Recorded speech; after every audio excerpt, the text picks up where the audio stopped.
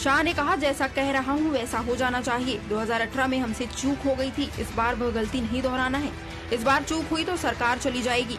या मैं इसलिए कह रहा हूं कि मध्य प्रदेश की जीत बहुत जरूरी है। अगर हम एमपी जीत गए तो समझो कि अगले 50 साल केंद्र में भी भाजपा की ही सरकार रहेगी। हाँ, मैंने सुना कि उनकी कोई आंधी चल रही है, कोई उनका तूफान चल रहा है, कोई हवा चल रही है, लेकिन ये वैसे ही है जैसे कर्नाटक में चली थी इनकी, जैसे हिमाचल प्रदेश में चली थी। ये हवा इनकी कितने आंधी चले, सरकार कमलनाथ जी की बनेगी, कांग्रेस की बनेगी बांग्लादेश। केंद्रीय गृह मंत्री अमित शाह ने मध्य प्रदेश में मालवा से बीजेपी की चुनावी अभियान का आगाज कर दिया है। कमान शाह के हाथों में है। शाह एमपी को हर हाल में जीतना चाहते हैं। जाहिर है चुनाव में कोई नेता नहीं, संगठन को मैदान में लाने की तैयारी है। संगठन ही बीजेपी की ताकत है। बहरहाल अमित शाह के अगले दौरे से पहले पार्टी उनके निर्देशों पर फोकस करने की पुरजोर कोशिश करेगी। वहीं कांग्रेस को एक बार फिर सरकार को केंद्रीय नेताओं के काम पर घेरने का मुद्दा मिल गया है। टीवी 24 के लिए भोपाल से अतुल विनोद पाठक की रिपोर्ट। तो शाह की शय हर हाल में एमपी हो फतेह, इसी पर आज हम चर्चा करेंगे और इसके लिए हमारे साथ खास मेहमानों का पैनल भी जुड़ चुका है। हमारे साथ भाजपा नेता सत्येंद्र जैन जी जुड़े हैं। सत्येंद्र जी, आपका बहुत बहुत स्वागत है। कांग्रेस प्रवक्ता संतोष परिहार जी इस डिबेट का हिस्सा है। संतोष जी, आपका भी बहुत बहुत स्वागत है। वरिष्ठ पत्रकार संजय सोनी जी भी हमारे साथ इस चर्चा में जुड़े हैं। संजय जी, आपका भी बहुत बहुत स्वागत है। सत्येंद्र जी, शुरुआत आपसे ही करेंगे। लगातार हम देख रहे हैं केंद्रीय गृह मंत्री अमित शाह मध्य प्रदेश के दौरे पर आ रहे हैं, बैठकें ले रहे हैं और लगातार कार्यकर्ताओं को रिचार्ज भी कर रहे हैं, क्योंकि अब चुनाव में काफी कम समय बचा है। लेकिन इस बार जब इंदौर पहुंचे तब ये उन्हें क्यों कहना पड़ा कि 2018 की चूक हमें दोहरानी नहीं है? कौन सी ऐसी चूक हो गई थी जिसे लेकर अमित शाह इतने सख्ती से निर्देश दे रहे हैं और फिर बीजेपी को उसका पालन भी करना है? अमित जी, टीवी 24 के दर्शकों को सादर अभिवादन है जी। देखिए, माननीय गृह मंत्री जी आए हैं और माननीय गृह मंत्री जी जो है भारत के, आधुनिक भारत के चाणक्य हैं और कहें तो second iron man of India हैं। जिस प्रकार से उन्होंने हमारे जो कश्मीर में अलग निशान चलता था, अलग प्रधान था और अलग विधान वहां का चलता था, उसको धारा 370 एब्रोगेट किया और भारत में मिला दिया। पूर्ण रूपेण आज हम कह सकते हैं कश्मीर भारत का अभिन्न अंग है।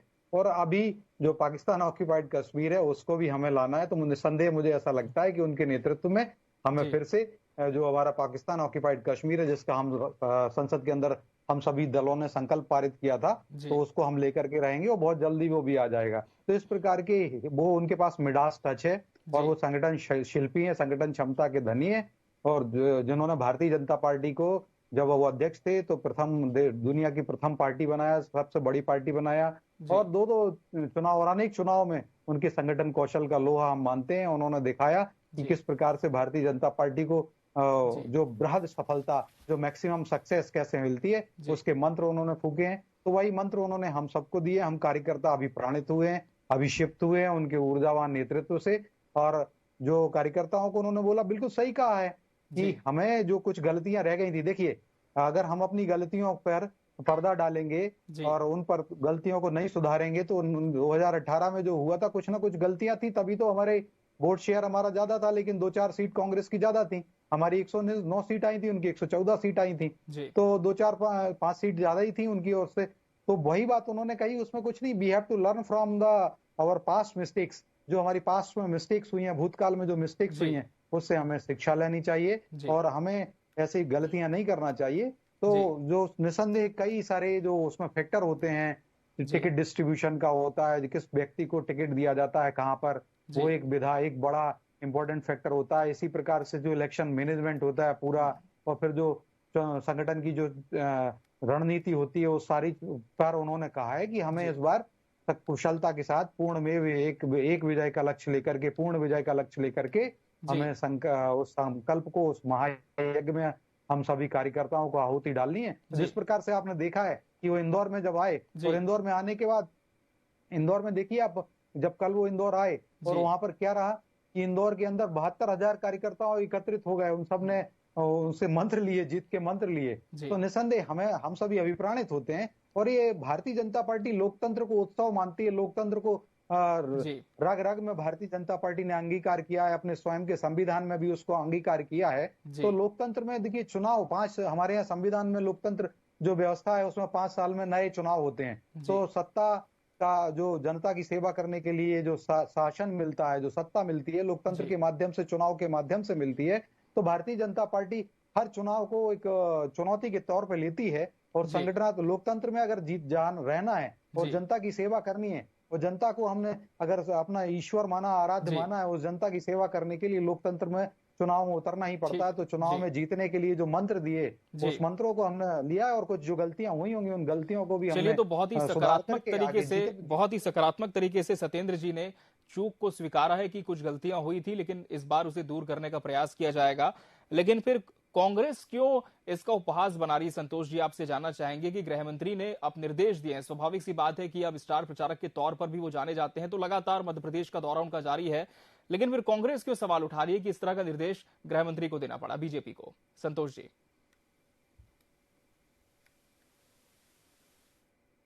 भारतीय जनता पार्टी का जी केंद्र का जो है गृह मंत्री आके इनको जो है बता रहा है कि बोले पहली वाली गलती नहीं होना चाहिए, क्योंकि ये प्रदेश के गृह मंत्री है। मणिपुर में रोज बलात्कार हो रहा है, रोज हिंसा हो रही है, रोज घटनाएं घट रही है, लेकिन इनके पास समय नहीं है वहां जाने का। इनके पास समय है यहाँ पे जो है आके मीटिंग करने का।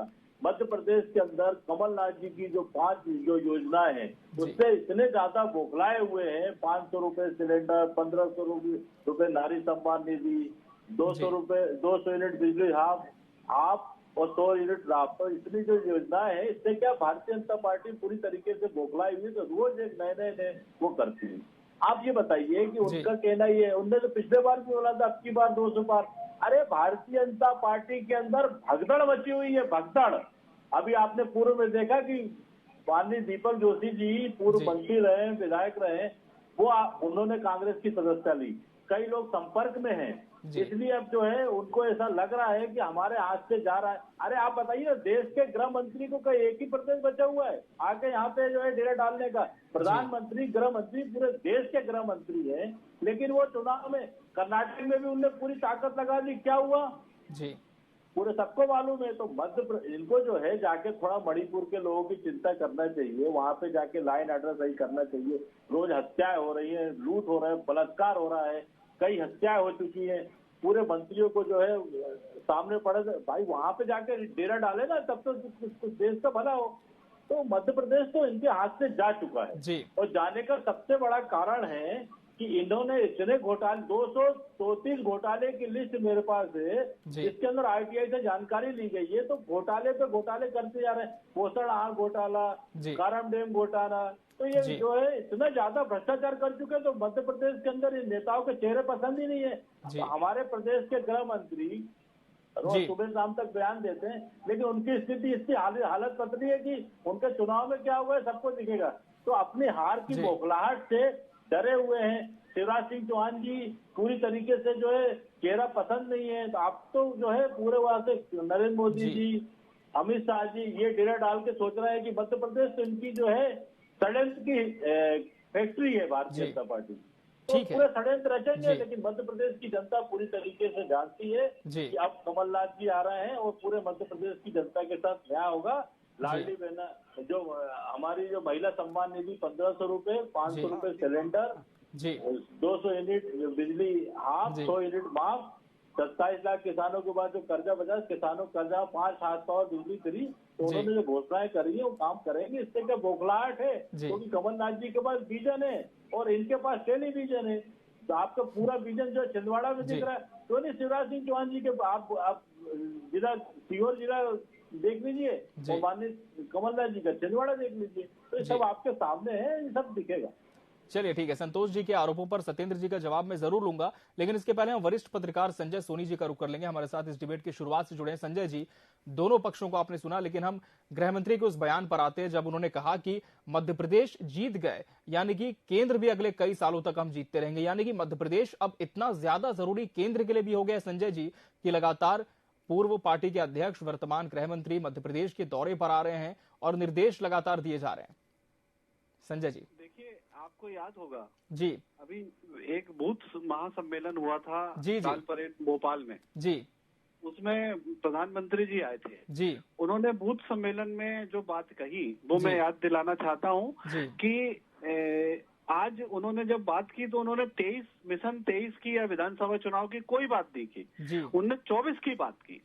उन्होंने देशव्यापी चर्चाएं की, मध्य प्रदेश की कोई बात नहीं की। जी। उन्होंने देश के विभिन्न विषयों पे चर्चा की, जी। मध्य प्रदेश की कोई बात नहीं की। जी। तो मुझे ये लगता है कि आज भी अमित शाह जी जब 19 सीट कह बैठे, जी, धोखे से या गलती से या जानकारी न होने का अभाव में उन्होंने ये कह दिया कि 19 लोकसभा सीटें हैं मध्य प्रदेश में। जी। तो ये कुछ बातें मुझे ऐसा लगता है कि इंगित उनका या उनका इशारा 2024 का चुनाव है, ना कि 23 का। जी।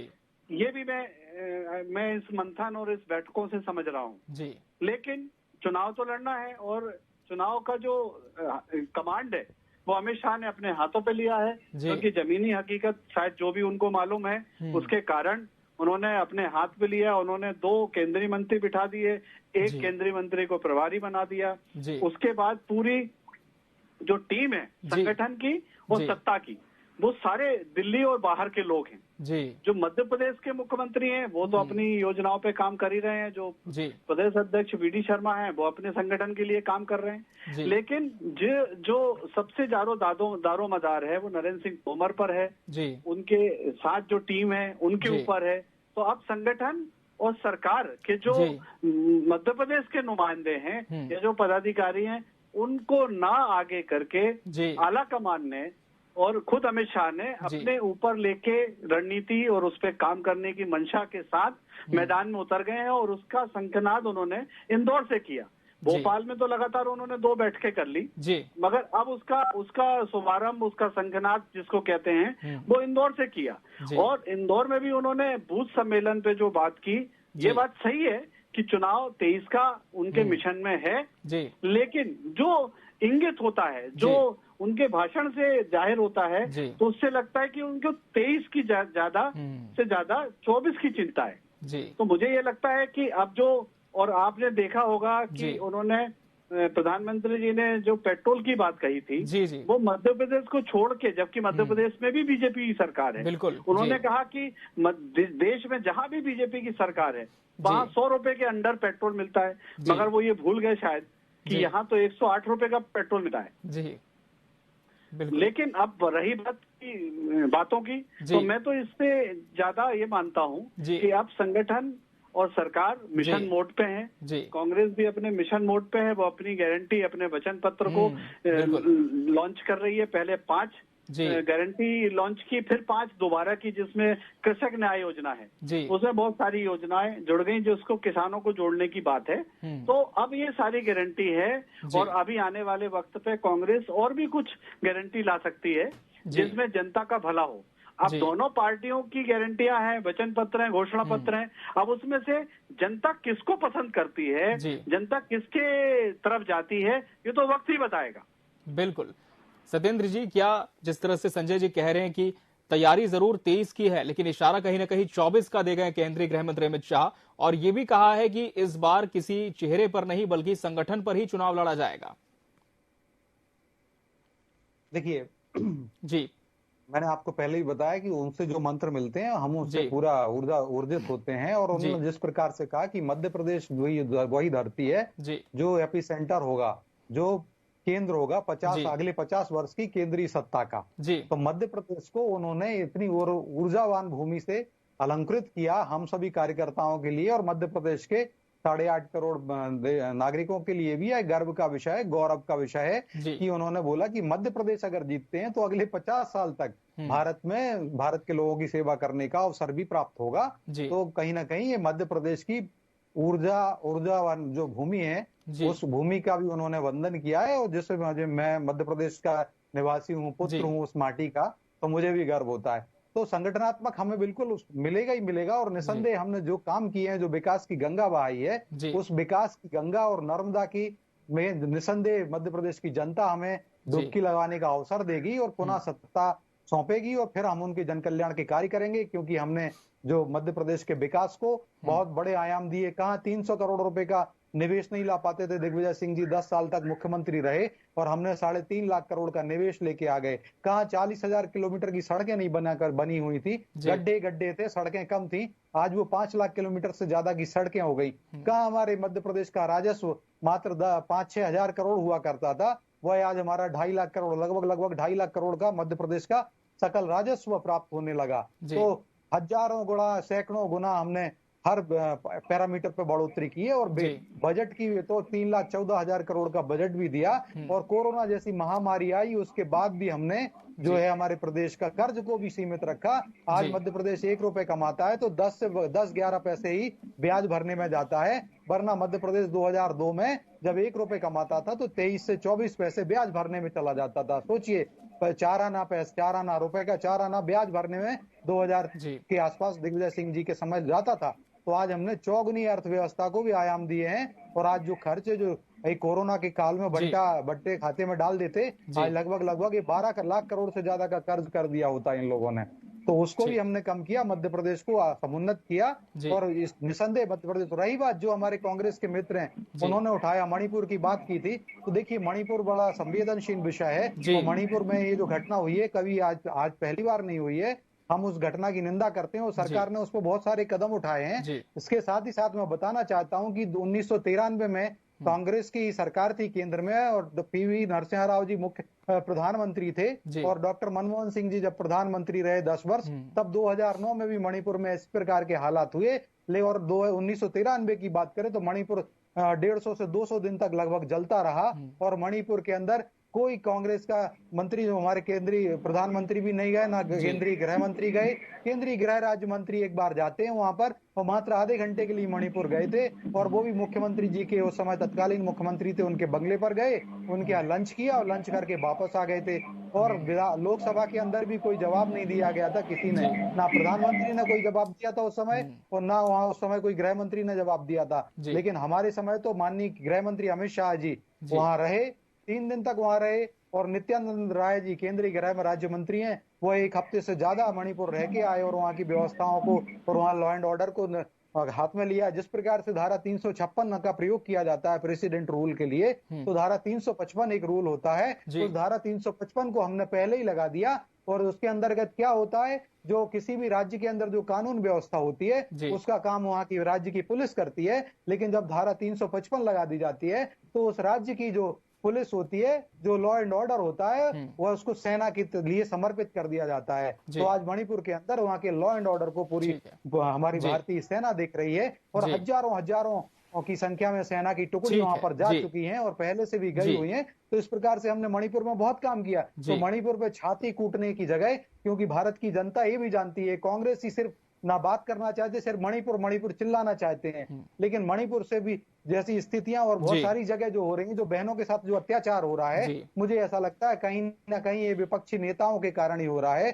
जो हमारे यहाँ पर शांतिलाल धारीवाल कांग्रेस के मंत्री हैं राजस्थान के, जो कहते हैं कि राजस्थान मर्दों का प्रदेश है, तो यहाँ रेप होते रहेंगे, बलात्कार होते रहेंगे। क्या कर्नाटक में जो कांग्रेस के विधायक हैं, कहते हैं अगर महिला का रेप हो रहा है तो उस महिला को आनंद लेना चाहिए रेप का। इस और प्रियंका गांधी जैसे हमारे यहाँ नेता हैं, जो कहती हैं कि अगर स्कूल में बेटियां अगर हमारी बिकनी भी पहन के आए तो उनको कोई ऑब्जेक्शन नहीं होता है। वो तो इस प्रकार के जब बयान देते हैं, तो निसंदेह उससे जो अपराधियों को बल मिलता है। मैं ये नहीं कहता हूं कि, लेकिन हम सबकी जिम्मेदारी होती है, नेताओं की जिम्मेदारी होती कि अपराध पर नियंत्रण करें। और इस प्रकार के बयान क्यों देते हैं? सज्जन सिंह वर्मा जी हमारे मध्य प्रदेश के बड़े नेता हैं, वो कहते हैं, सज्जन सिंह वर्मा जी का और सुन लीजिए, 10 सेकंड दीजिए। सज्जन सिंह वर्मा जी कहते हैं कि बेटियां तो 12 साल में मासिक धर्म आ जाता है, 15 साल में तो मां बनने की क्षमता हो जाती है, तो विवाह की उम्र को 18 से कम करके 15 कर देना चाहिए। इस प्रकार की जब हमारे नेता जो है गैर जिम्मेदार बयान देते हैं, तो इससे अपराधियों को, बलात्कारियों को, इन सबको बल मिलता है। तो संतोष जी जवाब दें। जी, मध्य प्रदेश में हम वापस आए, संतोष जी जवाब दें। जिस तरह से सत्येंद्र जी ने कहा कि अब विकास की गंगा बही है मध्य प्रदेश में और एक बार फिर से डुबकी लगाने के लिए बीजेपी तैयार है, लेकिन कांग्रेस की क्या तैयारी?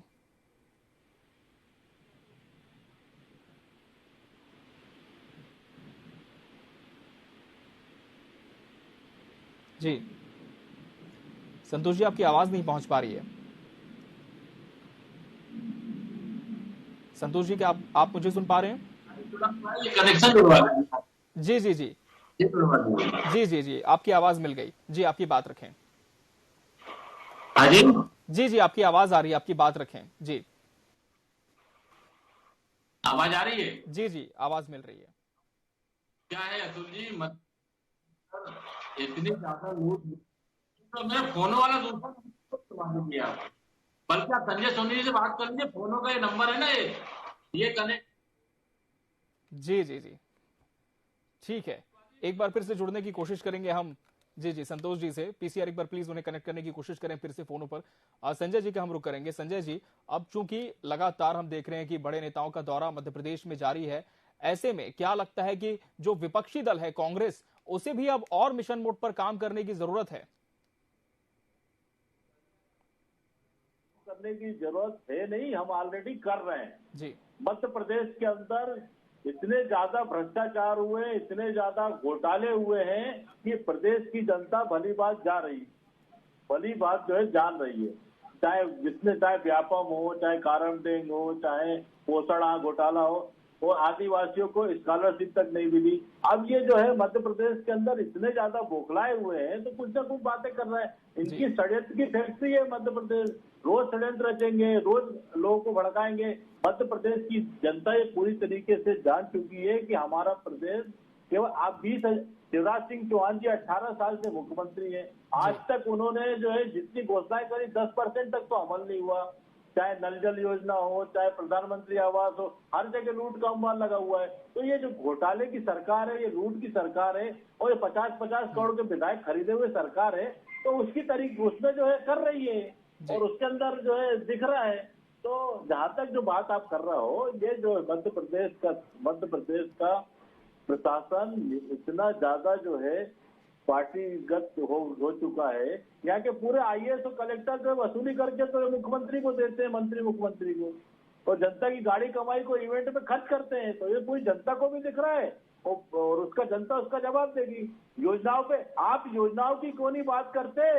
आपने महाकाल में कितना बड़ा घोटाला करा, पूरे सप्तऋषियों की मूर्तियां ढह गई। आपने हर जगह जो है रोडें बनाते हो, साल भर में जो है खराब हो जाती है, कोई वो नहीं है। पोषण आहार बच्चों के खाए उसमें घपला तो इतने ज्यादा घपला है, 234 घोटालों की लिस्ट है और ये उसके पूरे तरह आरटीआई से प्रमाण आ गए। तो ये मध्य प्रदेश जो है केवल विज्ञापन की सरकार है, इवेंट की सरकार है, करना कुछ नहीं है इनको। और लास्ट में जो है मुख्यमंत्री जी का चेहरा पसंद नहीं आता, सबकत नहीं आता, तो राष्ट्र में अमित शाह जी को ले आए, प्रधानमंत्री को वोट। अरे उनके आने से क्या होगा? आपने जनता के हितों की काम कुछ करे नहीं है, इसलिए जो जनता आपको विदाई करने वाली है। और माननीय कमलनाथ जी मुख्यमंत्री बनने वाले 5 महीने बाद, जितना षड्यंत्र रचना रच लीजिए, इसका जनता जवाब दे, क्योंकि जनता की जवाबदारी संदेश से परे। अतुल जी, झूठ चलने वाला नहीं है। हाथ कंगन को आरती क्या, पढ़े लिखों को फारसी क्या, ये पूरे मध्य प्रदेश की जनता देख चुकी है। प्रधानमंत्री जी कार्यक्रम करके जाते हैं, आदिवासियों के ऊपर जो पेशाब की जाती है, और उस जिस आदिवासी के मुंह पेशाब कर रहे हैं उसको मुख्यमंत्री जी अपने बंगले बुला के उसको महिमा मंडित करते हैं। तो ये क्या, कभी कोई उसी के दूसरी घटना होती। क्राइम व्यवस्था पूरी तरीके से बैठ चुकी है, रोज बलात्कार, रोज लूट। मध्य प्रदेश के अंदर क्राइम में सबसे नंबर 1 आ गया है महिला अत्याचार में। बस ये रोज लाडली बहना। चलिए संजय जी का हम रुख कर लेंगे क्योंकि समय की कमी है, कार्यक्रम अंतिम चरण पर है। संजय जी, क्या लगता है कि अब जिस तरह से बड़े नेताओं के दौरे लगातार मध्य प्रदेश में जारी हैं बीजेपी की तरफ से, ऐसे में कांग्रेस के लिए इस मिशन मोड पर काम करना कुछ और चुनौती भरा हो सकता है या फिर इससे ज्यादा फर्क पड़ता हुआ नहीं दिख रहा है? देखिए, कांग्रेस को तो इसीलिए देखिए सबसे बड़ी बात है कि जो कांग्रेस के अभी तक जो नगर निगम चुनाव हुए थे तो उनने गेन किया जी कांग्रेस का। अभी आगे जो गेन करना है वो कांग्रेस को करना है जी। जो लॉस की बात है वो लॉस अब बीजेपी जो सत्ताधारी दल है इसको चिंता अब लॉस की है, क्योंकि उसका कारण है कि एंटी इनकम्बेंसी है और लगातार 18 साल से मुख्यमंत्री शिवराज सिंह चौहान है। 20 साल हो जाएंगे पूरे सरकार को, लगभग ये 1.5 साल छोड़ दिया जाए तो। अब क्या हो रहा है कि चुनौती तो दोनों पार्टी के पास है, मगर ज्यादा चुनौती सरकार बचाने की बीजेपी के पास है, क्योंकि उसको अपनी सरकार बचाना है। सरकार को इतने सारे लाभ जो अनाउंस किए हैं उनको लाभ कैसे हितग्राहियों तक पहुंच रहा नहीं पहुंच रहा, उसके बाद पलट के वो वोट करेगा नहीं करेगा, उसकी चिंता है। तो अब बात रही कि सरकार में आने की जी। तो सरकार में आने के रास्ते कांग्रेस भी ढूंढ रही है जी। और कांग्रेस अपने इशारों अपने हिसाब से काम कर रही है कि हमें कैसे जनता के बीच में जाएं, हम कैसे लोक लुभावने वादे कर सकें जो जनता को पसंद आए, और अगर जनता हमको पसंद करे तो हमारी ज्यादा से ज्यादा सीट आए। अभी कल ही दिग्विजय सिंह ने कहा भी था इंदौर में कि 135 सीट तो हम ला रहे हैं। कमलनाथ जी ने 150 सीट का दावा किया है जी।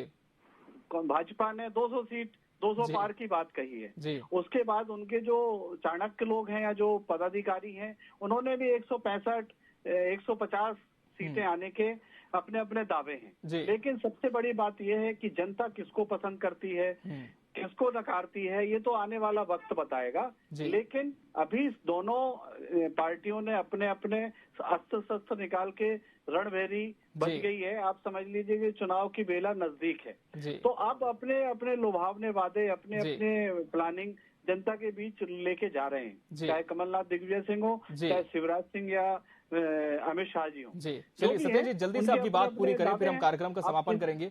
जी जी सत्येंद्र जी। जी मैं बता दूं, मेरे मित्र कांग्रेस के मित्र ने आरोप लगाए कि कमलनाथ मुख्यमंत्री बनने वाले हैं। देखिए कमलनाथ जी तो, और ये भी शेख चिल्ली की तरह बात कर रहे हैं। एक शेख चिल्ली का हमने बचपन में जब हम पढ़ते थे विद्यार्थी जीवन में बालक थे तभी सभी लोगों ने पढ़ा है। तो शेख चिल्ली का कैरेक्टर को चरितार्थ करने वाले माननीय कमलनाथ जी स्वयं में उन्होंने कई बार वो अपने आप को स्वयं घोषणा कर दी, अपने अपने ट्विटर अकाउंट पर डाल दिया कि हम 15 अगस्त पर झंडा फहराएंगे, हम 26 जी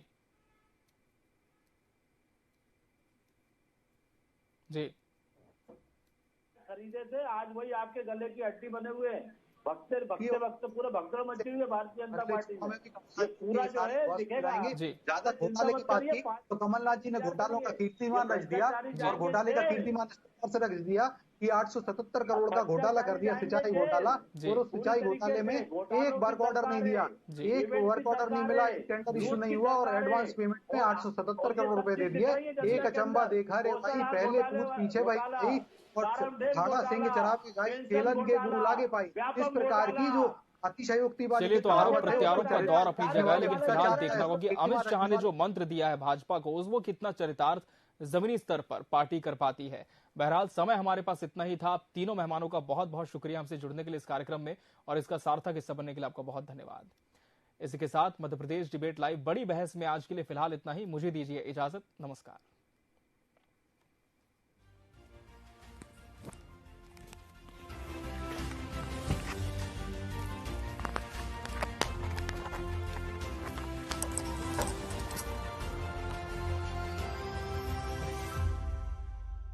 समय गढ़ता है हर पल एक छत्तीसगढ़ में विश्वसनीय खबरों का नया गढ़ TV 24।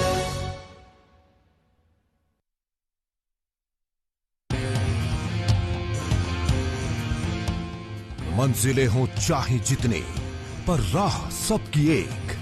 Doctor CV Raman university, करगी रोड, कोटा, बिलासपुर।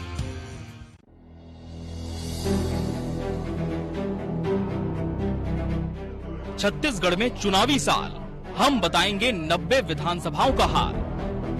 सरगुजा से बस्तर और कवर्धा से देवभोग तक, हम बताएंगे जीतेगा कौन चुनावी रण। कांग्रेस में चल रहा भूपेश का जलवा, भाजपा में कौन होगा अगला अगुवा। क्या छत्तीसगढ़ में दिखेगा क्षेत्रवाद का असर। क्या है ग्राउंड जीरो पर रिपोर्ट। 90 विधानसभाओं की नब्ज टटोलने निकला है टीवी 24।